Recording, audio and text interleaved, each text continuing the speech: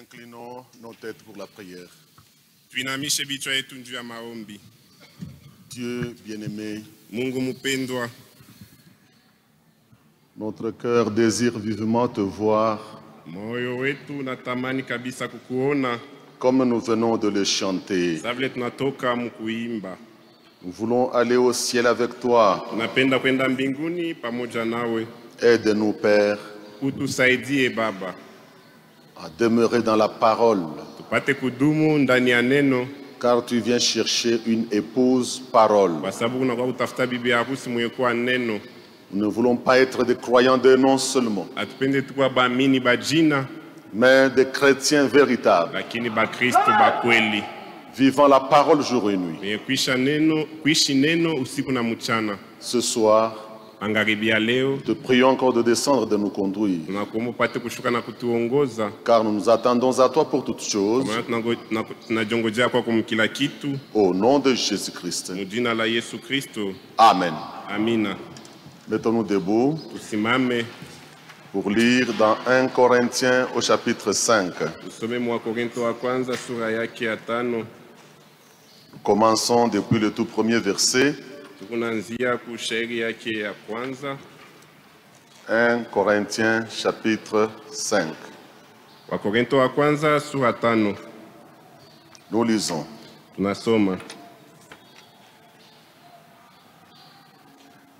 On entend généralement dire qu'il y a de l'immoralité sexuelle parmi vous et une immoralité telle qu'on ne la mentionne même pas chez les non-croyants. Imesemwa sana ya kwamba kuna uzini katikati yenu na uzini wa namna isiyokuwa hata katikati ya mataifa. C'est au point que l'un de vous a pris la femme de son père. Ni ya kwamba mtu awe na mke wa baba yake. Et vous êtes enflés d'orgueil. Nani mnajivuna kabisa. Vous auriez dû plutôt prendre le deuil, mulipasha kulia, de sorte que l'auteur de cet acte soit exclu du milieu de vous. Quant à moi, absent de corps mais présent en esprit,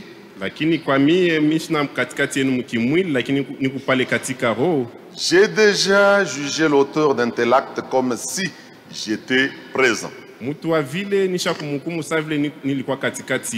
Quand vous vous rassemblez au nom de notre Seigneur Jésus-Christ, je serai avec vous en esprit, avec la puissance de notre Seigneur Jésus-Christ. Verset 5. Livrez un tel homme à Satan pour la destruction de la nature pécheresse, afin que l'esprit soit sauvé le jour du Seigneur Jésus. Vous n'avez vraiment pas de quoi être fier. Ne savez-vous pas qu'un peu de levain fait lever toute la pâte? Purifiez-vous donc du vieux levain afin d'être une pâte nouvelle, puisque vous êtes sans levain. En effet, Christ, notre agneau pascal, a été sacrifié pour nous. Célébrons donc la fête non avec du vieux levain, le levain du mal et de la méchanceté, mais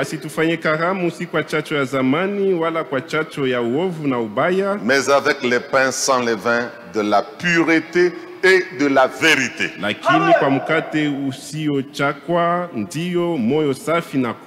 Que Dieu bénisse la lecture de sa parole. En parlant de l'ordre dans l'Église, nous ne devons pas exclure aussi la discipline.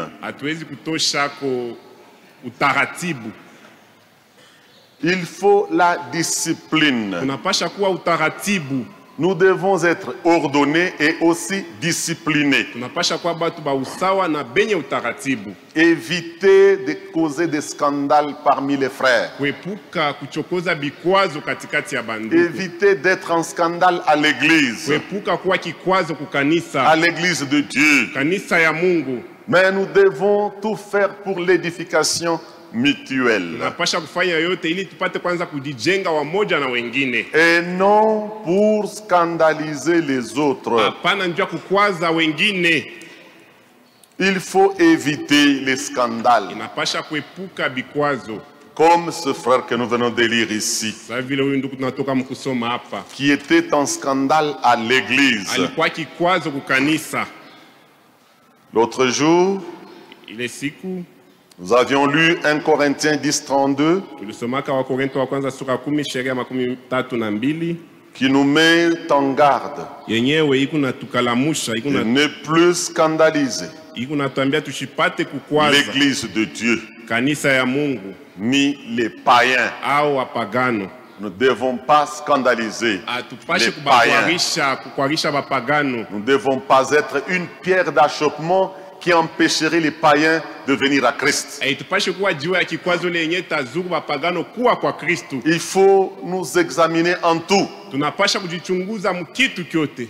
Et nous devons être le sel de ce monde Na tunapasha kuwa chumvi ya hii dunia. pour attirer les non-croyants à la vérité. Juu ya kukokota bala bayaamini kuukweli. Nous devons être la lumière Tunapasha kuwa nuru pour que ceux du dehors voient Christ dans notre vie. ili bale bainje bapate kumuona Kristo mu maisha yetu. Comment ce frère pouvait-il aller vers la femme de son père? Je, huyu nduku aliweza kupatana bibi wa baba yake? Je ne sais pas comment Dieu a fait les femmes. Mishijue gisi Mungu alifanya banamuke. Comment pouvait-elle accepter le propre fils de son mari? Je, aliweza kuitika kufanya ile mambo ya vile na mtoto wa bwana yake? C'était comme son fils. Alikuwa sa mtoto yake. Comment pouvait-elle aussi accepter? Je, na yeye aliweza kuitika ile mambo ya vile ule mwanamuke?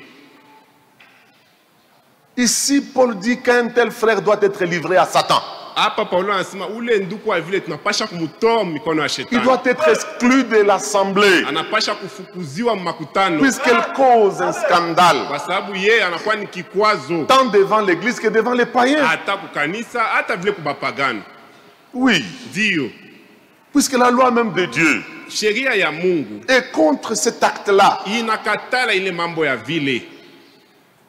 Dans Lévitique 18 Walawi sura ya 18 et Lévitique chapitre 20, na Walawi sura ya 12. ces deux chapitres nous relatent, nous racontent Ima sura mbili kunatufasiria, kunatuonesha ces actes intimes, ile tendo ya mwili désordonnés, ya kukosa utaratibu en dehors du mariage. nje ya ndoa.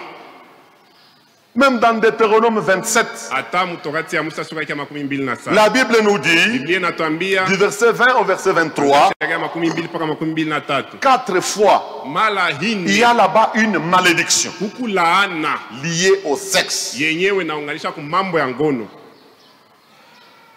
La malédiction pour quiconque va vers la femme de son père. Laana njia yeyote ule kunenda kulala na bibi wa babaki. La malédiction à l'endroit de quiconque s'approche d'une bête. Laana njia mwanaume wote ule kunenda kulala na nyama. La malédiction à l'endroit d'un homme qui va vers sa propre sœur, Laana fille de son père ou bien fille de sa mère. laana njia mwanaume wote ule kunenda kupatana na mloko wake mwanamke au binti wa baba yake au binti wa mama yake. Et la quatrième malédiction Na laana ya ine sur l'homme qui va à la fois avec sa femme et avec la mère de sa femme. ni njia mwanaume ule kuna lala na bibi yake na mama wa bibi yake. Et ici, Na hapa cet homme alla vers la femme de son père. huyu mwanaume banatamu kitabu cha Wakorintho alala na bibi wa baba yake. Pendant que la loi disait c'est une malédiction d'aller vers la femme de son père. Wakati ile sheria ilikuwa nasema ni laana kulala na bibi wa baba yako. Souvenez-vous d'Achitophel. Mkumbuke mambo ya Shitofeli. Achitophel était un mauvais conseiller qui avait induit Absalom en erreur. Ashitofeli alikuwa ni mtu wa kushauria mubaya, mwenyewe alimongozaka Absalom mkosa. Après qu'Absalom ait détrôné son père David du trône royal, Kisha Absalom kumunyanganya baba yake kiti cha ufalme. dans 2 Samuel 16, Samueli wa pili sura ya 16 versets 20 à 23, sheria 12 mpaka 23. cet homme Achitophel Huyu mtu huyu Ashitofeli dit à Absalom akamwambia Absalom d'aller vers les 10 concubines de David qui étaient restées en train de garder le palais. Sema enda kapatane na bale bala yake ya Daudi bale bakumi walikuwa nachunga ile nyumba. Selon Achitophel, Kufatana na Achitofeli, cela devait apporter du succès à cet enfant Absalom, le fils à David. kufanya ile mambo vile ilipasha kumletea Absalom succès ya mingi. Quelle malédiction d'aller vers la femme de son père. Ni laana gani kupatana na bibi wa baba yako? David en avait 500. Daudi alikuwa na bibi 500. Et les 10 restèrent là-bas pour garder le palais. Na bale bakumi balibakiaka kule njoo kuchunga nyumba. Achitophel qui dit va vers elle. Achitofeli akamwambia Absalom wende Et ukapatana na. Absalom fit cela. Na Absalom akatenda vile. Après que Dieu ait tué Absalom Na kisha Mungu kumuua Absalom. et que David soit rétabli dans ses droits. Na Daudi akachukua tena mara nyingine kiti cha ufalme. Dans 2 Samuel 20 verset 3. Samueli wa pili sura ya 12 sharia ya 23. Qu'est-ce que David avait fait? Daudi alifanyaka nini? David dit, Daudi akasema, comme mon fils est allé auprès de ses femmes, sa vile mwana wangu alienda kupatana na aba bibi, je ne peux plus y revenir encore. mi siwezi na kubarudiria. Il les mit toutes dans un enclos quelque part. Bote bakumi akabafungia fazi moya hivi. Il les renvoyait seulement à manger. Alikuwa anabatumia paka chakula. Il ne pouvait plus s'approcher d'elles. Ashikwezi na kubakaribia. Elles avaient vécu dans un état de veuvage. Bali bakiaka paka vile kuishi sa bila balikuwa naishi bila bwana. Balikuwa naishi sa bajane bana. Dans l'état de veuvage. Balikuwa naishi sa banamke wenye kufisha babwana. Jusqu'à leur mort. Kufika paka na pale bakufaka. Puisque c'est une malédiction. Kwa sababu ni laana d'aller auprès de la femme de son père. Kwenda kulala na bibi wa baba yako. Cela est contraire à la parole. Ile ayambatana au kunapinganisha neno. Cela est contraire à la loi même de Dieu. Kunapinganisha hata sheria ya Mungu. Oui. Ndio. Si nous tournons vers Lévitique 20 verset 11, Ukienda mkitabu cha Walawi sura ya 12 sheria ya 11, la Bible dit que cet homme qui a couché avec la femme de son père, Biblia inasema ule mwanaume mwenyewe alilala na bibi wa babake, et cette marâtre, cette femme-là, na ule mama ule seront tous deux punis de mort. Yeye ule mwanaume na ule mama bote batauawa. Leur sang retombera sur eux. Na damu yabo itakuwa yulu yabo bo benyewe. C'est une chose contre nature. Ni kitu kenyewe akina kikuna pinganisha asili. Pour un homme d'aller découvrir la nudité de son père. Juu ya mwanaume konenda kuona utupu ya baba yake. Il ne doit plus s'approcher de la femme de son père. Hasiwezi kumkaribia bibi wa baba yake. Et Paul dit que cet homme soit livré à Satan. Na Paulo anasema ule mtu vile anapasha kumtoa mikono ya shetani. Pour que son corps soit détruit par le diable. Ili mwili yake pate kuharibiwa na shetani. Oui. Ndio. Excommuniez-le. Mumufukuze katikati yenu. Chassez-le de l'église. Mumufukuze mkanisa. C'est comme un frère Iko sawa vile ndugu qui se donne le luxe de vouloir presser les seins des jeunes filles. Anajiruhusu kwanza kuvinya majiba ya babinti. Qui cherchait à aller avec la femme d'un frère. Anapenda kulala na bibi wa nduku. Un homme pareil doit être livré à Satan. Ule mtu vile tunapasha kumtoa mikono ya shetani. Il ne peut pas vivre au milieu de nous. Ashiwezi kuishi katikati yetu. C'est un homme malsain. Ni mtu wa buchafu. Il ne doit pas vivre au milieu des saints. Ashiwezi kuishi katikati ya batakatifu. C'est un homme à chasser. Ni mtu wa kufukuza. Alors le diable va s'occuper de son corps. Si c'est un enfant de Dieu, si c'est un élu, il reviendra et il va ramper de la dernière porte jusqu'ici au pupitre. Et il va pleurer devant les saints pour demander pardon. Oui. Les membres de l'assemblée locale doivent être disciplinés. Ils doivent marcher comme des saints. Ils doivent vivre la parole de Dieu. Puisque notre Dieu exige la sainteté. Il dit soyez saints comme moi votre Père je suis saint. Si un frère a commis une faute et que toi tu vois cela, ne va pas raconter l'histoire au pasteur, ne le dis pas au diacre, ne le dis pas à un autre frère ou à une autre sœur. Que dit l'écriture dans Matthieu chapitre 18 depuis le verset 15 jusqu'au verset 18? Si ton frère a péché contre toi, va et reprends-le seul à seul. S'il t'écoute, tu as gagné ton frère. Mais s'il ne t'écoute pas, prends avec toi une ou deux personnes, afin que toute l'affaire se règle sur la déclaration de 2 ou de 3 témoins. S'il refuse de les écouter, il est à l'église. Et s'il refuse aussi d'écouter l'église, qu'il soit à tes yeux comme le membre d'un autre peuple et le collecteur d'impôts.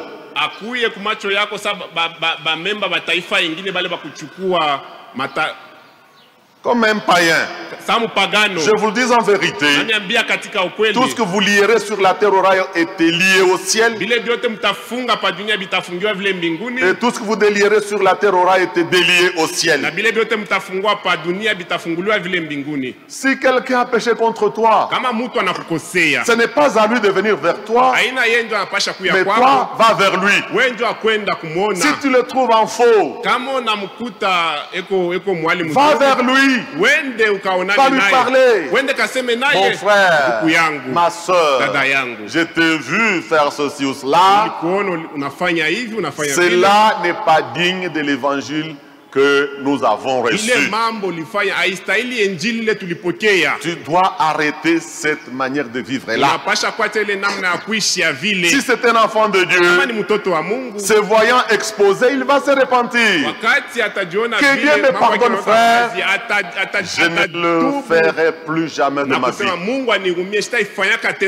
Là, tu as gagné ton frère, tu as gagné ta soeur. Ne va pas rapporter cela à quelqu'un d'autre. Ne va pas tuer l'influence de la personne auprès des autres. Quiconque se met à répandre le mal d'un frère ou d'une sœur, c'est un agent du diable.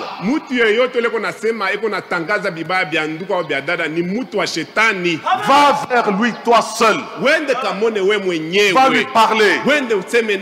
Et un enfant de Dieu qui est averti, bien enseigné, n'accepte, ne tolère jamais d'entendre un frère raconter le mal d'un autre. Va dire stop. Si tu veux me parler de lui, qu'il soit là. C'est tout. Nous devons avoir de l'ordre dans la vie. Et nous devons être aussi disciplinés. Cette église croit dans la discipline de l'église. Ici, nous ne sommes pas comme dans une église, une dénomination. Un repère de tous les oiseaux odieux. Là où il y a tous les mauvais esprits rassemblés. Nous venons de chanter ici Jésus qui vient, qui revient, Maranatha. Nous devons nous apprêter pour l'enlèvement. Car Dieu avait dit, le 11 juin 1933, à la rivière Oyo, Dieu avait dit au prophète, de même que Jean-Baptiste a été envoyé pour préparer ma première venue. Toi, je t'envoie avec un message qui va préparer ma seconde venue partout dans le monde. Le but de ce message, c'est de préparer une église qui ira dans l'enlèvement. Nous ne devons pas perdre le but. Nous ne venons pas pour un simple plaisir de venir. Nous nous rassemblons, c'est pour être de véritables chrétiens, pour être de véritables fils et filles de Dieu, ordonnés dans leur vie. Ainsi, si un frère a péché, toi qui as vu la chose, va vers lui, parle-lui. S'il t'écoute, merci. S'il refuse, prends 2 autres frères ou 2 autres sœurs, rencontrez-le, parlez-lui. S'il refuse, c'est alors que tu peux voir le berger qui ira lui aussi vers la même personne avec beaucoup d'amour et beaucoup de patience. On ne peut pas être pressé. Oh, comme il résiste, il faut le livrer à Satan. Non. Nous allons avec lui dans l'amour et dans la patience pour le gagner à Christ, pour le ramener à la raison, pour le ramener à l'obéissance totale à la parole. Et si cette fois-là il refusait d'écouter, c'est alors que le berger s'adressera à l'église, expliquant la chose, et ainsi on va lui donner un délai. S'il refuse de réparer la chose, nous le livrons à Satan. Nous le chassons. Si nous le rencontrons sur la route, c'est un païen. Pas de communion avec lui. Nous croyons dans cette discipline-là. Et Paul dit que cet homme soit livré à Satan. Comment peut-il vivre avec la femme de son père? Et vous le tolérez au milieu de vous. C'est un homme à chasser de l'église. C'est un homme à excommunier de l'église.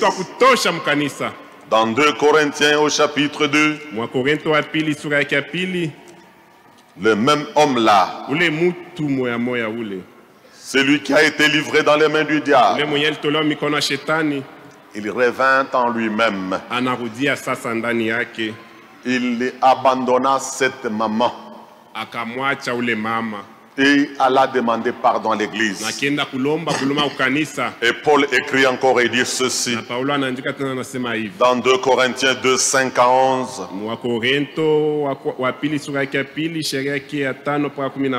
Il leur dit, vous devez plutôt lui pardonner et l'encourager comme il a demandé pardon. Faites preuve d'amour envers lui. Or, à qui vous pardonnez, je pardonne aussi.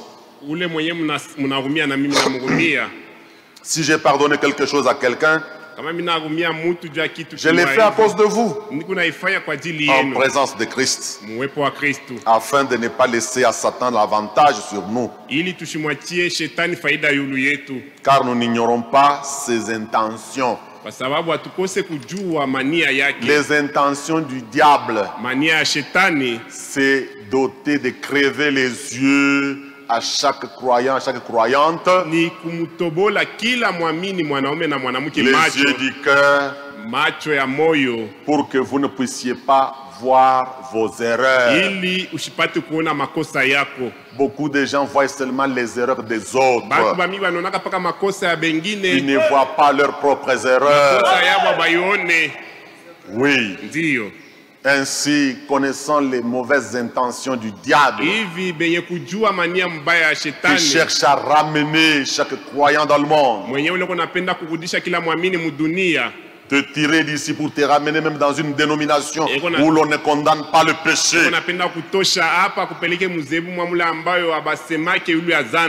Cela, c'est l'intention du malin, du diable. Mais comme nous connaissons bien son intention, nous gardons l'amour du prochain, l'amour fraternel, et essayant de ramener tout le monde à l'unité de la foi. Ramener tout le monde à l'unité de l'esprit, pour que tous puissent être nés de nouveau et être remplis de l'Esprit Saint. Car dans cette assemblée, comme nous croyons dans la repentance, nous croyons dans la rémission des péchés, nous croyons dans le baptême par immersion au nom de Jésus-Christ, nous croyons dans une marche en nouveauté de vie,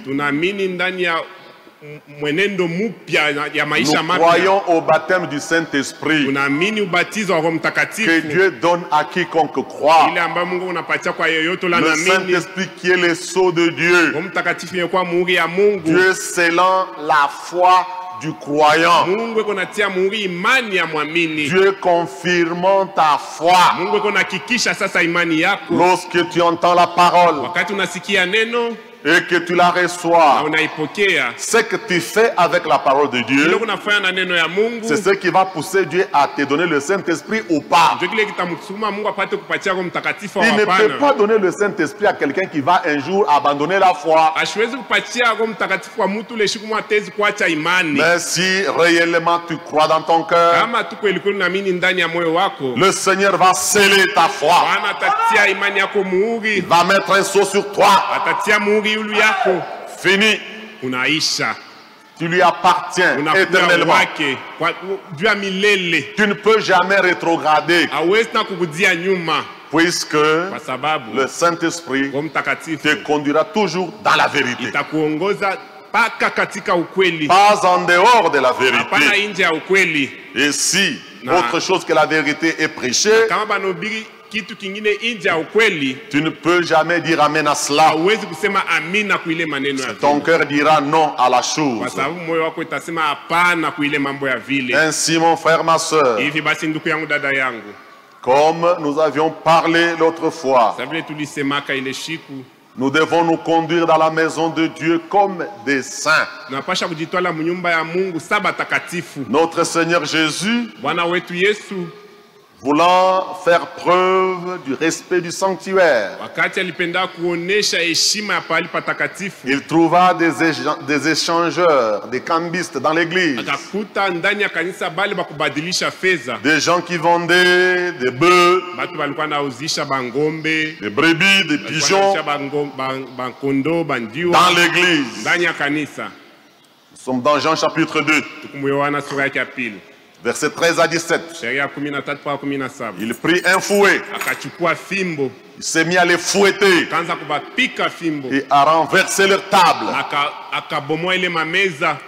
Dans Marc 11, 15 à 17, le Seigneur leur dit, souvenez-vous que dans Ésaïe 56,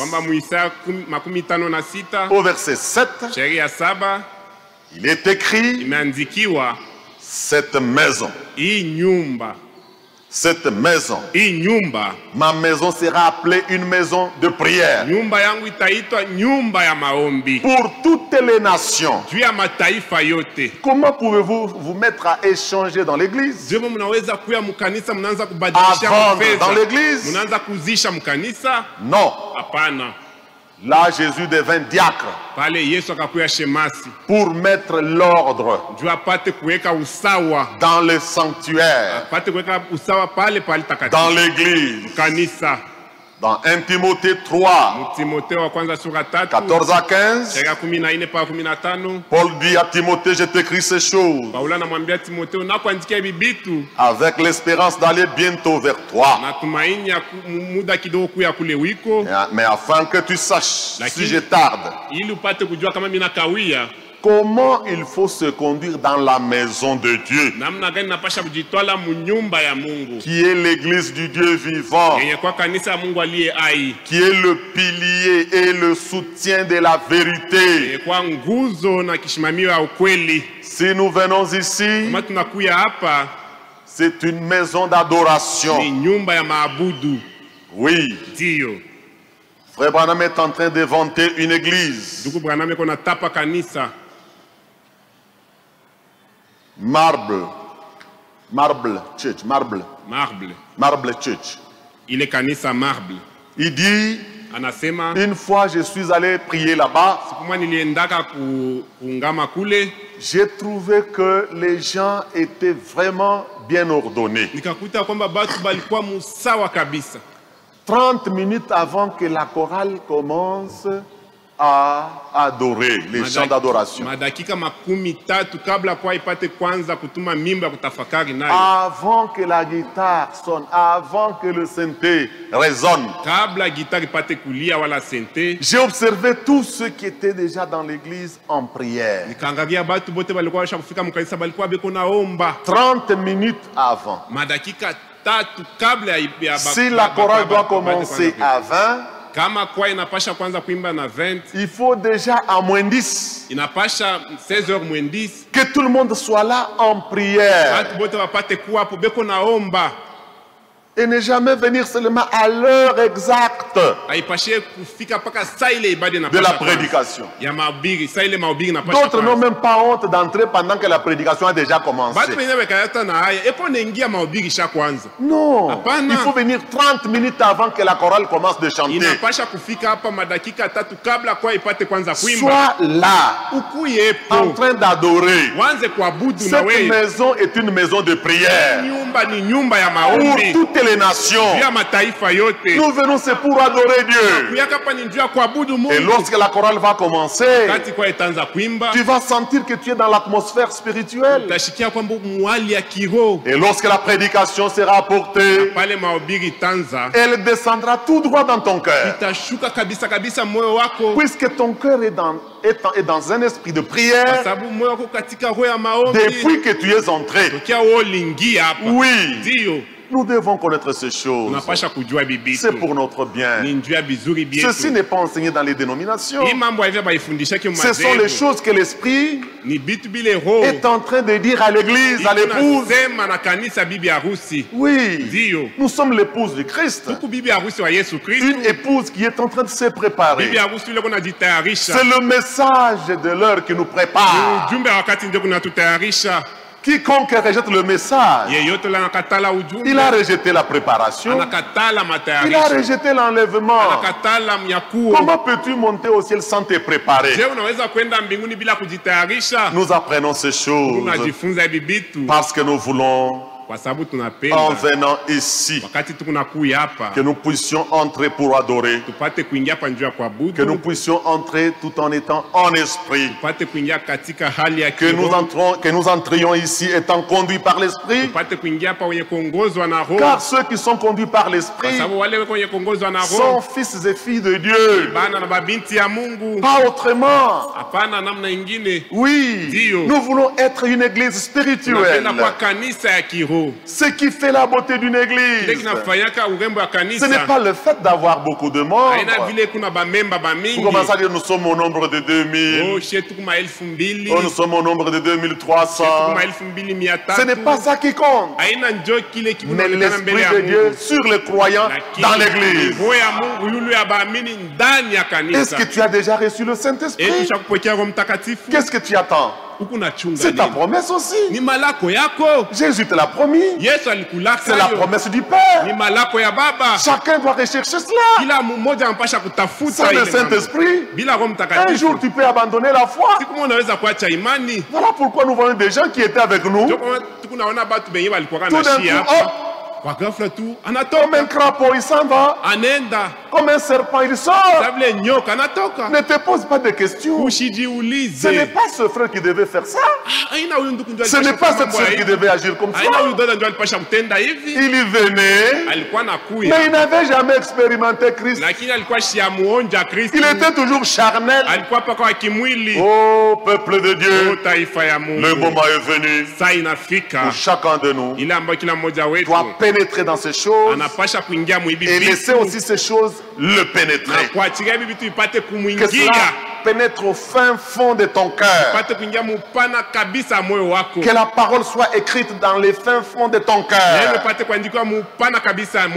Puisque Jésus vient chercher une épouse bonne.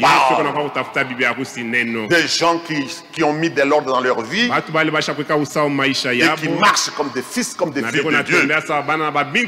Que Dieu vous bénisse. Lèvons-nous et remercions le Seigneur pour sa parole. Prions ensemble.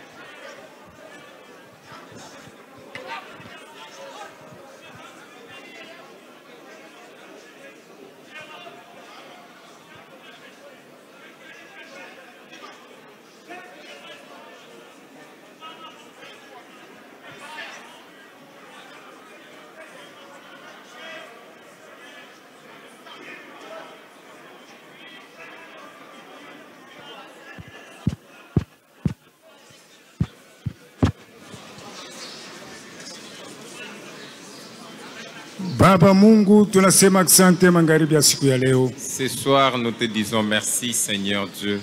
Asante juu ya neno yako. Merci à cause de ta parole. Asante juu ya presence yako katikati yetu. Merci pour ta présence du milieu de nous.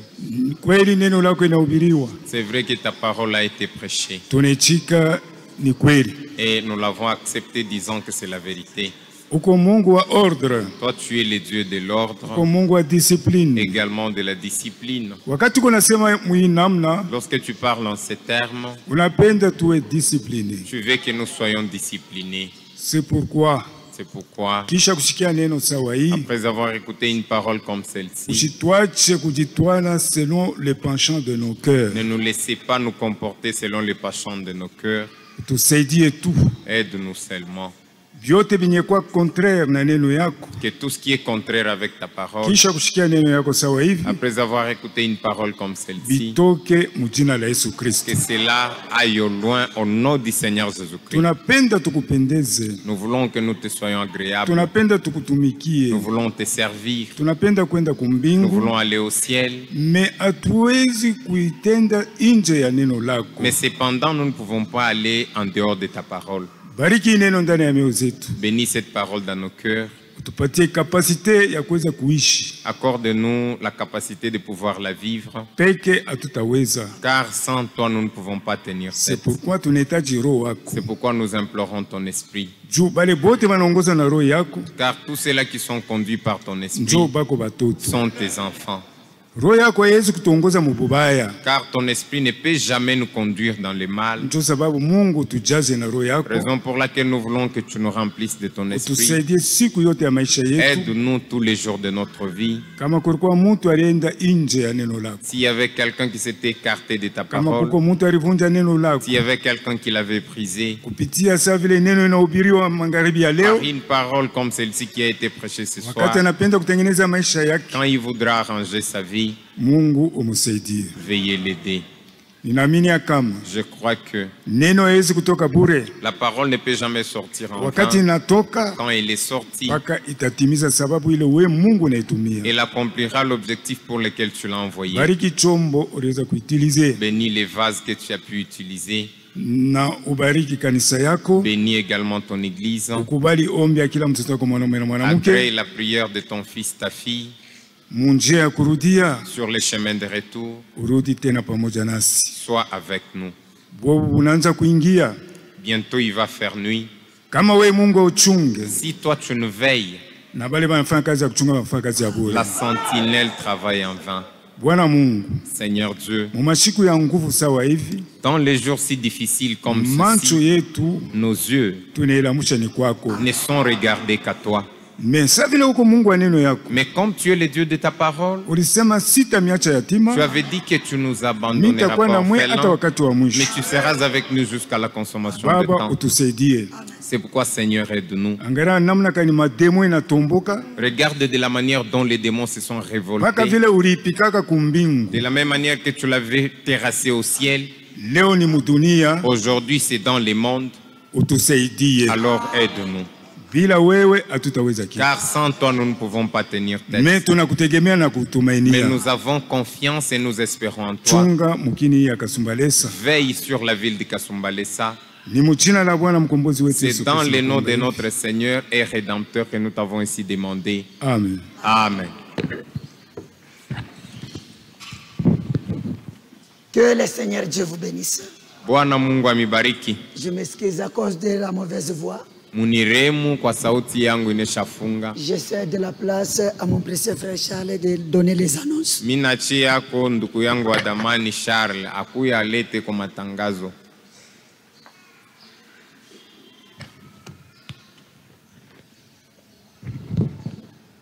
Nous avons quelques annonces. Notre sœur Meta, épouse à notre bien-aimé frère Théo Bukasa. Cette sœur avait perdu ses deux neveux à Lubumbashi. C'est là que cette sœur s'était rendue. Elle est déjà rentrée. Elle est à la maison. Son adresse, c'est dans le quartier Kamakaya, aux environs du marché, tout près de notre frère Dimi Diacre. Comme on l'avait dit ces jours-là, notre Dimi Diacre est à 2 parcelles du marché. Notre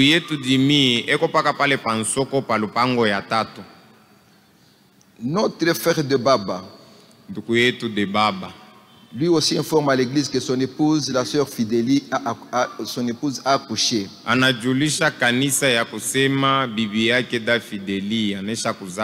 Au centre de santé Eau Vive. Chez notre bien-aimé frère Jean-Luc. C'est là que notre sœur a accouché. S'il y a un frère ou une sœur qui connaît la maison ou l'endroit où il y a une maison à 2 ou 3 pièces,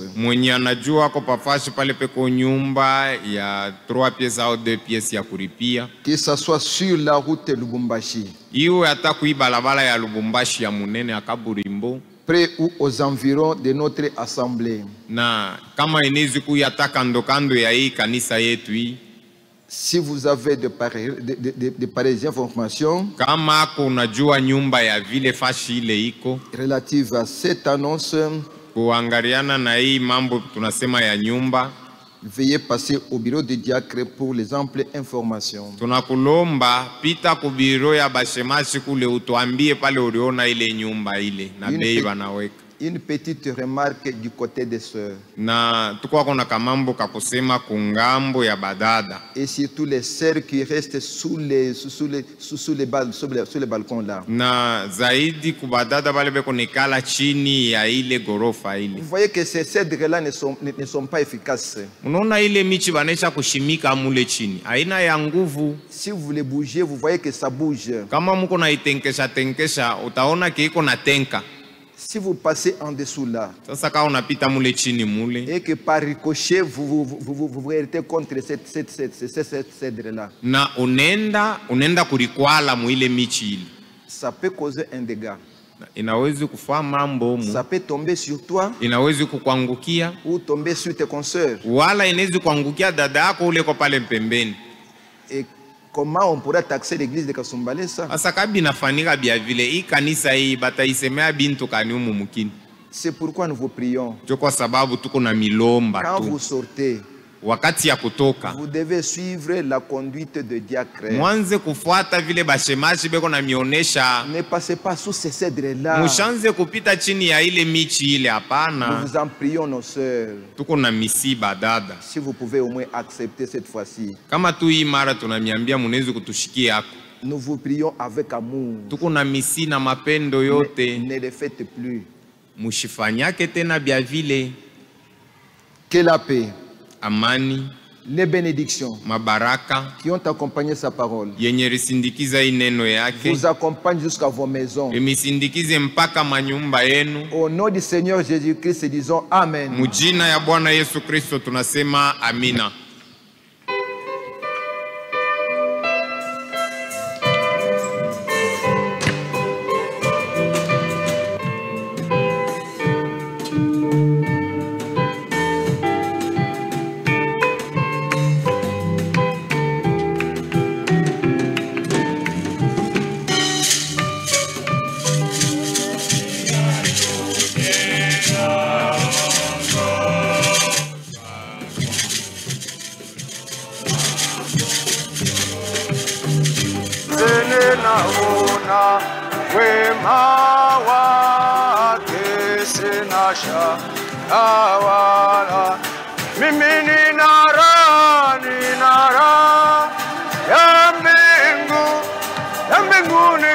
Salama tamu, ona katika mambo yote yanatendea. Ona katika mambo yote yanatendea.